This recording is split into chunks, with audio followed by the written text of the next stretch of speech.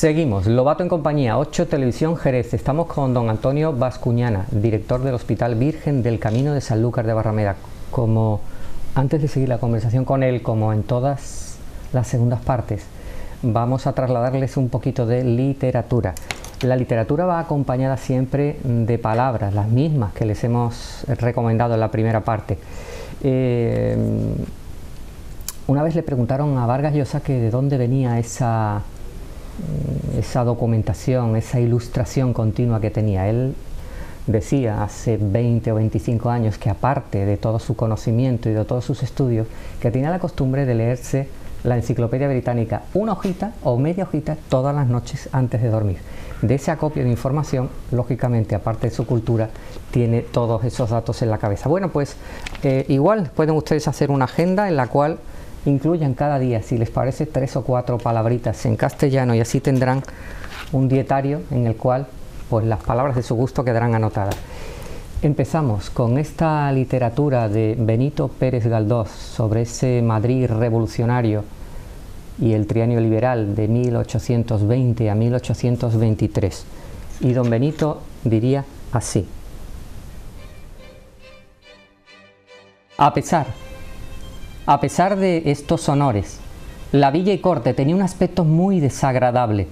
Mariblanca continuaba en la Puerta del Sol como la más concreta expresión artística de la cultura matritense, inmutable en su grosero pedestal, la estatua, que en anteriores siglos había asistido al tumulto de Oropesa y al motín de Esquilache, presidía ahora el espectáculo de la actividad revolucionaria.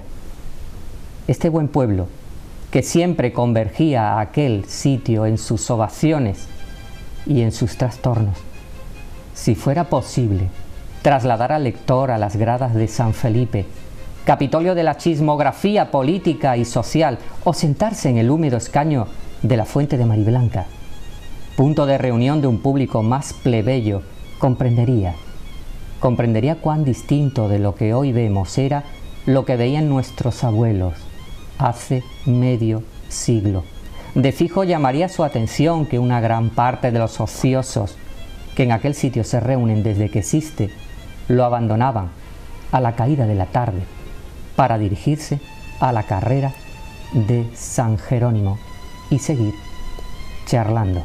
Bueno, un poquito de lo que era Madrid en este trienio liberal, y como decía el autor colombiano, vale, este será el peruano, yo me refería a García Márquez también, que decía que para contar el universo nada más que tenías que hablar de tu pueblo, con lo cual Benito hablaba del que era su pueblo entonces, que era Madrid, y yo creo que si uno habla de Jerez, de Sanlúcar, del Puerto, de Rota o de Chipiona, en realidad está hablando de todo el universo. Bueno, don Antonio, vamos a seguir hablando del universo, que es su hospital. ¿Cuáles serían esas medidas inútiles o poco útiles en cuanto a la apariencia de higiene, pero que en realidad no sirven para nada? Hace no demasiados días en un periódico nacional salió publicado un artículo que se llamaba El teatro de la pandemia. El teatro de la pandemia. Y el teatro son las cosas que aparentan pero que realmente no tienen utilidad. Con esta pandemia llevamos ya un año y por lo tanto tenemos ya una cierta experiencia de qué es lo que sirve y qué es lo que no sirve. Sí. Evidentemente se han puesto en marcha muchas medidas, pero que luego al cabo del tiempo algunas se han demostrado que no son realmente útiles. Hay que insistir lo de siempre, 3 cosas. Esto siempre se contagia por el aire que nosotros echamos, y por lo tanto 3 cosas: mascarilla, distancia y aireación. Eso es lo útil: mascarilla, distancia y aireación. Y el resto de cosas, pues el tomarte la temperatura a la entrada de algo, sirve para nada. Para nada. ¿Por qué? Pues porque la mayor parte de la gente que contagia no tienen síntomas ni tienen fiebre y por lo tanto no tienen ninguna utilidad. Pero Antonio, ¿eso de dónde sale entonces? Decir, hay que tomar la temperatura. ¿A quién se le ocurre entonces? No, a alguien se le ocurriría, no sé qué, pero no sirve para nada. Digo, pues limpiar las mesas y los bancos. En esta Semana Santa estuve visitando alguna iglesia o por fuera y vi a la gente que tomaba la temperatura antes de entrar y limpiaban los bancos de las iglesias, para nada, no tiene utilidad para nada, para nada. Ponerte los guantes para no contagiarte tampoco tiene utilidad. Y posiblemente tenga menos utilidad, puede ser que tenga algunas, las fumigaciones que bien intencionadamente se hicieron al principio. Eso mata otros bichos, otros gérmenes, pero posiblemente al coronavirus no le hiciera tanta pupa. Pero bueno, se agradecía. Pero, insisto, lo que hay que tener en cuenta es lo que tenemos que hacer. Sí. Mascarilla, cuando no estamos solos. Si estamos solos en medio de la nada, pues no hay nadie que me pueda transmitir el virus. Mascarilla, por eso posiblemente modifique la legislación que han sacado, que me parece que no es la más acertada. Mascarilla, distancia y ambiente. ¿Cuánta gente se ha contagiado en medio del campo o yendo a la playa? Que yo sepa ninguno. Claro, y coincide también que la gripe de este año y medio también ha bajado afortunadamente de manera espantosa, ¿no? Efectivamente, y ha bajado por dos cosas. Una, porque ha habido una campaña masiva de vacunación, y dos, porque todos hemos utilizado mascarillas. Y yo no te contagio a ti la gripe que yo he cogido. Claro. Entonces prácticamente no ha habido casos de gripe. No sé cuánto, yo no sé cuántos ha habido oficialmente, pero prácticamente ha sido simbólico. Tampoco era raro porque ya durante el invierno pasado, en el cono sur, en Argentina concretamente, ya se comprobó que cuando la gente empezó a utilizar mascarillas, pues no contagiaban. Es posible que las mascarillas se nos queden en nuestra cultura durante un tiempo. Bueno, Antonio, y toda este hilo o este ambiente, esta nube de negacionistas de lo que está pasando, de la eficacia de las vacunas, del contenido espúreo, ¿qué opinas de eso? Hombre, primero, como dijo un sabio, hay gente para todo. Creo que era de Belmonte, me parece esa frase, hay gente para todo, ¿no? Luego tampoco me sorprende porque hablando en la época del SIDA inicialmente, pues también había gente que negaban el virus, que negaban la transmisión, siempre hay gente que se agarra a algunos argumentos. Hoy día además, con respecto a la época del SIDA, tenemos otra cosa, que es San Google, el doctor Google, que puede poner cualquier cosa, y por otra parte muchos medios de difusión, Twitter y todas estas cosas que te van lanzando informaciones, gente que no sabe quién son. Yo creo que los negacionistas no están bien informados, simplemente son gente que no están bien informada. Bueno, qué benévolo eres, ¿no? Vamos a decir así. Bueno, al hilo de ese de San Google, a mí una vez charlando, muchas veces algún filósofo me ha dicho que Platón ha hecho mucho daño por ese concepto del amor absoluto, la amistad absoluta, son conceptos que nadie puede tener entre los dedos, y por otra parte el San Google pasa lo mismo, es que todo el mundo sabe de todo, pinchando en el Wikipedia, o en la patología de cualquier cosa. Con esta pandemia, si nos referimos, todo el mundo, al principio de la pandemia había expertos en mascarilla, todo el mundo sabía qué tipo de mascarilla, qué filtro tenían, qué densidad. Hubo una avalancha de expertos en mascarilla en todas partes. Luego ha habido expertos en todo, ahora hay expertos en vacunas, hay expertos, esta sí, esta no, esta entre medio, y entonces hay una avalancha de información, y yo creo que a veces falta que la gente se asiente un poquito y que uno hable de lo que sabe, no de lo que no sabe. Si te parece, los que estamos al otro lado de la información y por supuesto de la medicina, se nos dice muchas veces que determinadas opiniones vienen por científicos de reconocido prestigio. Esos científicos de reconocido prestigio pueden decir una cosa o la contraria. En realidad, ¿cuál es ese reconocido prestigio en tu opinión, Antonio? Mira, el señor que en Estados Unidos daba la opinión técnica sobre el tema, que Anthony Fauci, es un señor que de la época, lo conocemos todos los médicos desde la época del SIDA, lleva toda la vida, y esa era la autoridad en Estados Unidos, le hacían más caso a él que a Donald Trump. Sí. Yo creo que en España nos ha faltado esta figura que debía haber sido la persona que sale diariamente o cotidianamente a dar información oficial, que debía haber una persona que diera información oficial. Posiblemente, si me permite, a lo mejor no estoy muy acertado, pero si recuerda la época de la leche, de la carne mechada, la pandemia de carne mechada, que la epidemia que hubo aquí en Andalucía, fue en el 2019 también. Fue en el 19, efectivamente, en el verano del 19, pues acababa de cambiar el gobierno andaluz y no sé bien por qué, la persona que se encargó de ser portavoz y lo hizo muy bien fue un médico de a pie que se llama José Miguel Cisneros, que es el jefe de infecciones de Jerez, y lo hizo muy bien y transmitió una información muy sensata.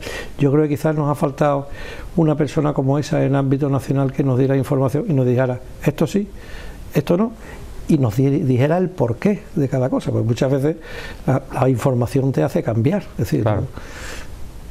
Bueno, pues permíteme, voy a iniciar esta lectura de Don Quijote de la Mancha con un capítulo o con un trocito que nos viene al hilo de lo que estamos hablando con el señor Bascuñana, que es el bálsamo de Fierabras, esa pócima mágica que inventa Don Quijote y que lo cura todo. Bueno, pues a modo y con toda la permisividad por su parte, por supuesto, en tono de divertimento, ¿qué sería hoy el bálsamo de Fierabras? A lo mejor lo que el presidente Maduro dice, que también tiene sí, una vacunita que se pone debajo de la lengua, ¿no? Bueno, pues si te parece, te doy la introducción. Vamos a leer el capítulo número 17 de la primera parte, donde se prosiguen los innumerables trabajos que el bravo Don Quijote y su buen escudero Sancho Panza pasaron en la venta, que por su mal pensó que era un castillo. El ventero le proveyó de cuanto quiso, y Sancho se lo llevó a Don Quijote, que estaba con la mano en la cabeza, quejándose del dolor del candilazo, que no le había hecho más mal que levantarse 2 chichones algo crecidos, y por lo que él pensaba que era sangre, no era, sino sudor que sudaba con la congoja de la pasada tormenta. Don Antonio. Vamos. En resolución, él tomó sus simples, de los cuales hizo un compuesto, mezclándolo todo y cociéndolo un buen espacio hasta que le pareció que estaban en su punto. Pidió luego alguna redoma para Chayo, y como no la hubo en la venta, se resolvió de ponerlo en una alcuza o aceitera de hoja de lata, de quien el ventero le hizo grata donación. Y luego dijo sobre la alcuza más de 80 paternoster y otras tantas Ave María, salves y credos, y a cada palabra acompañaba una cruz a modo de bendición, a todo lo cual se hallaron presentes Sancho, el ventero y cuadrilleros, que ya el arriero sosegadamente andaba entendiendo en el beneficio de sus machos. Hecho eso, quiso él mismo hacer luego la experiencia de la virtud de aquel precioso bálsamo que él se imaginaba, y así se bebió de lo que no pudo caber en la alcuza y quedaba en la olla, donde se había cocido casi media azumbre, y apenas lo acabó de beber cuando comenzó a vomitar, de manera que no le quedó cosa en el estómago, y con la ansia y agitación del vómito le dio un sudor copiosísimo, por lo cual mandó que le arropasen y le dejasen solo. Hiciéronlo así, y quedóse dormido más de 3 horas, al cabo de las cuales despertó y se sintió aliviadísimo del cuerpo, y en tal manera mejor de su quebrantamiento que se tuvo por sano. Y verdaderamente creyó que había acertado con el bálsamo de Fierabras, y que con aquel remedio podía cometer desde allí adelante sin temor alguno cualesquiera ruinas, batallas y pendencias, por peligrosas que fueran. Sancho Panza, que también tuvo a milagro la mejoría de su amo, le rogó que le diese a él lo que le quedaba en la olla, que no era poca cantidad. Concedióselo Don Quijote, y él, tomándola a 2 manos con buena fe y mejor talante, se la echó a pecho y envasó bien poco menos que su amo. Es pues el caso que el estómago del pobre Sancho no debía de ser tan delicado como el de su amo, y así, primero que vomitase, le dieron tantas ansias y vascas, con tantos sudores y desmayo, que él pensó bien y verdaderamente que era llegada su última hora, y viéndose tan afligido y congojado, maldecía al bálsamo y al ladrón que se le había dado. Viéndole así, Don Quijote le dijo: yo creo, Sancho, que todo este mal te viene de no ser armado caballero, porque no tengo para mí que ese licor no deba de aprovechar a los que no lo son. ¡Qué maravilla! Antonio, esa composición tomada a día de hoy, ¿qué nos produciría? Creo que lo estuve mirando en su momento, es una mezcla de agua, sal, vino y romero. En su momento parece que Cervantes tenía familiares sanitarios o conocidos sanitarios, y habla en sus obras de algunos temas de este tipo, de compuestos y de mejunjes. De todas maneras, en nuestra sociedad todos estos inventos que caen más en la brujería que en lo que es la medicina científica de hoy, han sido útiles o han sido utilizados hasta hace muy poquito tiempo. La medicina realmente, de verdad, lo que es la medicina científica, viene de 70, 80 años para acá, no mucho más. Lo otro quizás era un prueba-error, ¿no? Quizás. Exactamente.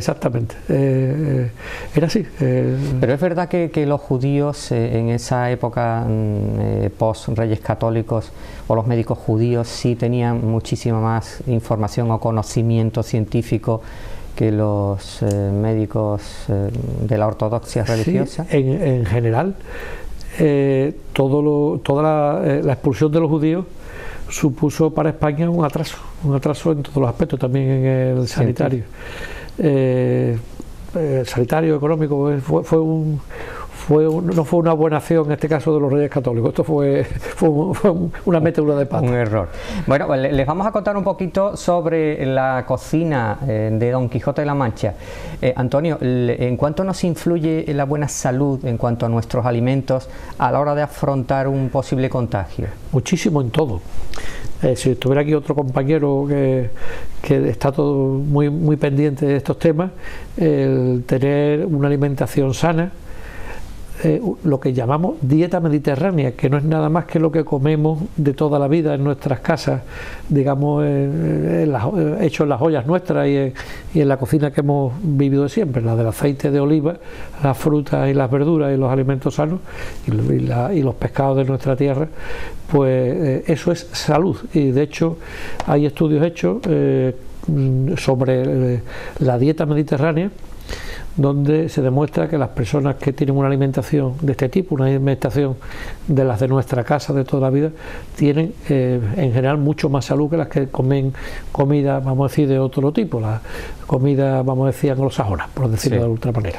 Bueno, pues vamos allá con la receta. Les voy a repetir una receta que nos han pedido expresamente. Bueno, también les voy a decir que en una de las últimas me referí en cuanto a los ingredientes a 100 gramos de azafrán. Bueno, pues donde tenía que haber dicho 1 gramo dije 100, con lo que ha causado pavor en determinada audiencia, porque ¿cómo puede hacerse una receta con 100 gramos de azafrán? Bueno, ustedes me disculpen, pero evidentemente por lo caro y por lo desproporcionado no eran 100 gramos, sino que era 1. Bien, la caldereta manchega. Ingredientes: una pierna, una paletilla de cordero, 2 cebollas grandes, 2 tomates medianos, 50 gramos de almendras, aceite de oliva, 2 huevos duros, un higadillo de cordero, un pimiento verde, 4 dientes de ajo y 1 litro de vino, manzanilla o fino de Jerez, y sal.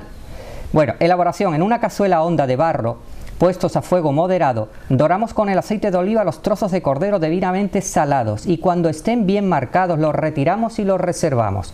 A continuación trinchamos las cebollas, los tomates y la piel, ni las semillas, el pimiento y los ajos, y hacemos con ellos un sofrito a fuego lento, en el mismo aceite donde habíamos frito los trozos de cordero. Cuando el sofrito empiece a tener una tonalidad oscura y la consistencia sea de como una mermelada espesa, lo espolvoreamos con un par de cucharadas de pimentón, damos unas vueltas, le añadimos los pedazos de cordero y lo trabajamos con una cucharada de madera para que se impregne bien los sabores del sofrito y del pimentón. Añadimos el vino blanco, bajamos el fuego aún más y lo dejamos cocer durante 1 hora. Entre tanto, en una sartén aparte, freímos el higadillo de cordero hasta que esté bien dorado. Lo apartamos, lo echamos en un almirez y lo majamos junto con las almendras y las yemas de los huevos duros. Disolvemos esta masa en un poco de agua y la vertemos en el guiso de cordero, en donde el vino ya se habrá reducido a la mitad. Caldereta manchega, para los amantes del buen comer. Una cosa sí, con respecto a la alimentación, y ya que estamos en Jerez. Claro. Otra cosa que a algunos les parecerá una barbaridad: el vino no es malo. El vino no es una droga. Dice, usted consume tóxicos, tabaco y vino. No tiene nada que ver el tabaco con el vino. El tabaco es un tóxico desde el primer cigarrillo, y el vino tomado de forma prudente, lo que es malo es una borrachera o el alcohólico. Pero una copa de vino diaria iba incluido en el estudio este que he contado de dieta mediterránea, una copa de vino diaria. Porque esa toxicidad para el hígado... No existe, una copa de vino no es tóxica, no es tóxica, salvo que uno esté enfermo, evidentemente. Una copa de vino no es tóxica, con lo cual hay que, entre todos, debemos poner en su justo sitio al vino. Es malo, insisto, es malo el emborracharse, es malo el abuso del vino. Estoy hablando del vino de nuestra tierra, sí, no estoy hablando de los licores, claro, de más alta graduación, estoy hablando del fino y similares. No produce daño si uno lo toma prudentemente, como pasa con todo tipo de alimentos. Un langostino no es malo, 1 kilo de langostino todos los días, regular. Ya es hincharse. Exactamente. Bueno, si eres tan amable en un minuto, ¿el sistema inmunológico, hay algún tipo de alimentación o alguna reiteración que podamos mantener al día que revigorice el sistema inmunológico? No, yo creo que no hay nada concreto, simplemente llevar una alimentación sana y equilibrada. Intentar, en la medida de lo posible, y en nuestro medio lo podemos hacer, consumir preferentemente productos frescos, más que los productos envasados, depurados. Todos consumimos productos envasados, pero bueno, intentar que nuestra alimentación sea rica en los productos de nuestra tierra, las huertas de nuestra tierra, frutas y verduras que tenemos en abundancia, pescados que tenemos, también carne, pero sobre todo pescado. Eso es lo mejor, llevar una dieta equilibrada. Creo que es lo idóneo. Y por supuesto, la actividad física. Ajá, la actividad física. Bueno, si te parece, en un minuto, esa es tu cámara. Yo quisiera que le dijeses a la población, a nuestros conciudadanos, compatriotas, a lo que quieras, ¿por qué debemos tener esperanza en que esto lo vamos a superar y cuánto tiempo crees que nos queda? Bueno, yo creo que hemos pasado lo peor, eso es cierto. Lo peor estuvo al principio, cuando estábamos todos muy preocupados y temerosos de lo que nos venía, y no teníamos medios además de tratamiento ni de protección, y lo peor también ha estado en esta tercera ola que ha ocurrido después de Navidades, donde en nuestra tierra ha habido muchísimas personas que han caído por el coronavirus. Lo siguiente que venga, espero que sea mucho más suave. Protejámonos todos, porque no está nada bien ser el último muerto de la guerra, es decir, tenemos que intentar estar todos juntos hasta el final. Y en mi opinión, y en opinión de todas las personas que entienden de este tema, la vacunación, que esperemos que sea lo más rápida posible, nos va a llevar a una situación de estabilidad respecto al virus. Es posible que cambiemos algunos hábitos, es posible que tengamos que revacunarnos en el futuro, es posible que tengamos que utilizar mascarillas, pues además se ha visto útil para lo que hemos comentado antes. El invierno nos ha hecho evitarnos la gripe y otros catarros, pero desde luego podremos muy pronto, espero, abrazarnos, darnos la mano, besarnos y salir con nuestra familia y nuestras amistades con normalidad, como lo hemos venido haciendo en esta tierra donde hacemos vida social en la calle con mucha más frecuencia que en los países nórdicos. Don Antonio Bascuñana, muchas gracias por haber estado en Lobato en Compañía. Muchas gracias a ti por tu invitación, a 8. Muchas gracias. Amigos y amigas de la tele, hasta aquí hemos llegado. Don Antonio Bascuñana, director del Hospital Virgen del Camino de Sanlúcar de Barrameda. También le hemos hablado de Ramón Tamames y su Quo Vadis, España, de Benito Pérez Galdós, de esas imágenes matritenses, por supuesto, de Max Saúl, ese personaje que nos cuenta cómo es la España del 69, y de nuestras palabras en castellano, que es lo que nos gusta hacer con ustedes y nosotros, hablar en castellano y hablar lo más bonito posible. Muchas gracias, Lobato en Compañía, 8 Televisión Jerez. Ahora sigue un poquito de música y un poquito de más palabras. Muchas gracias.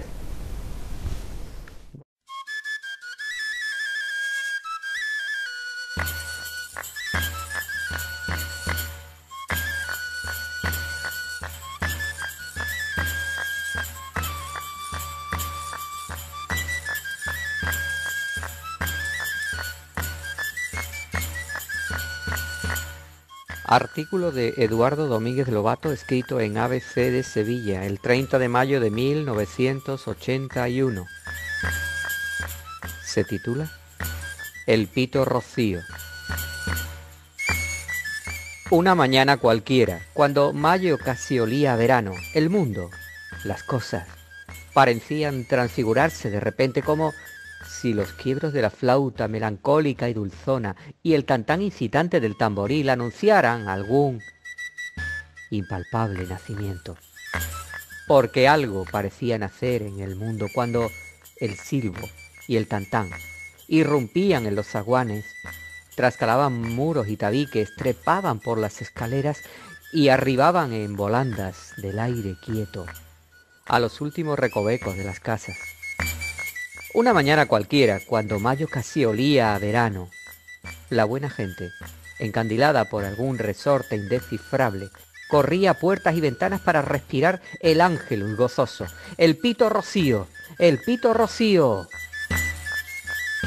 Allí estaba, como siempre, Frascón, el pitero, mediano, cetrino, chaquetilla corta blanca, sombrero calañés negro, solemne, magnífico, displicente, admirado por una cohorte de absortos, con las manos en los bolsillos del pantalón, medio hipnotizados por el aura casi sobrenatural de aquel ser encantado.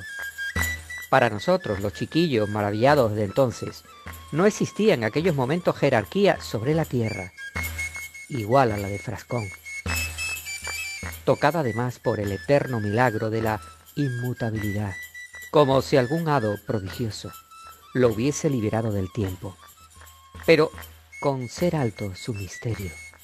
Mucho más misteriosas resultaban sus paradas ante determinados zaguanes, privilegiados, míticos zaguanes, aparentemente iguales a todos los demás y a los que Frascón, sin embargo, glorificaba con un recital expreso, dirigido a no sabíamos qué extrañas potencias invisibles, afincadas allí. Y todos nos preguntábamos qué suerte de lotería celestial habían de caernos para que nuestros zaguanes, nuestras casas, salieran alguna vez del pardo anonimato en gracia a la aureola carismática del parón, con recital del enigmático Frascón. Se me había ido ya de la cabeza que con el pito rocío algo nacía o renacía en el mundo cuando, muchos años después, Frascón cayó a mi lado. Quizás un poco más viejo, acaso más joven, pero indudablemente más bajo, en cierta velada rociera. Le conté lo de las paradas y los zaguanes y se reía.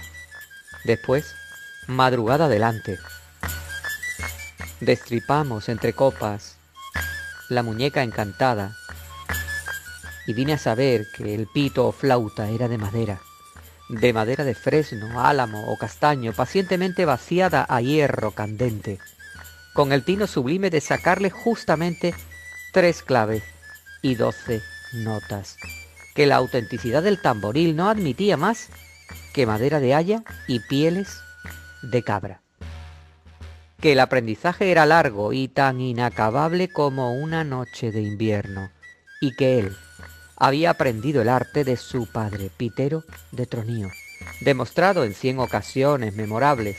Frascón hablaba con voz oscurecida de las viejas estirpes, de los piteros de Cartaya, de trigueros de Palos, del Alosno, de Villanueva, de Almonte, y él hablaba y se esfumaba de los labios como si volara hacia patriarcas insignes, apóstoles sagrados de un desconocido evangelio.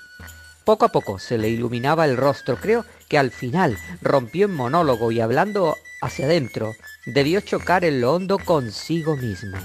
Y como en éxtasis, empezó a tocar como un susurro del yo para sí. Era un vientecillo flautado que se subió a los toques de Puebla, de Guzmán, saltó a las coplas de la Virgen de la Peña, enfiló hacia la danza de espadas, vivaqueó a compás del paso de caballo, se hizo más lento y distendido al paso de carreta y subió a los cielos con las Pascuas de Villanueva de los Castillejos, de Alaja, del Cerro, de Almonaster.